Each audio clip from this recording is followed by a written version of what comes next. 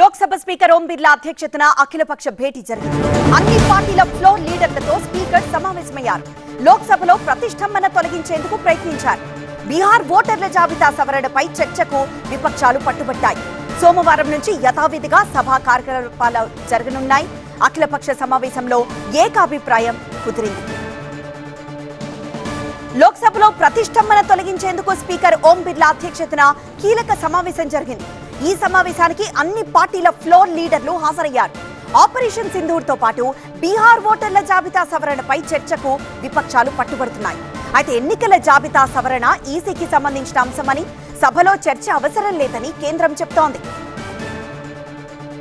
ఇక విపక్షాల ఆందోళన కారణంగా గత 5 రోజులుగా పార్లమెంట్ ఉభయ సభలు ఎలాంటి కార్యకలాపాలు నిర్వహించకుండానే వాయిదా పడుతున్నాయి.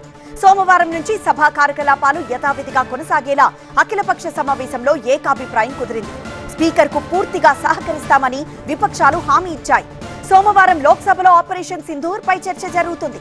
మంగళవారం రాజ్యసభలో చర్చ ఉంటుంది. ఉభయ సభల్లో 16 గంటల పాటు చర్చ జరుగుతుంది.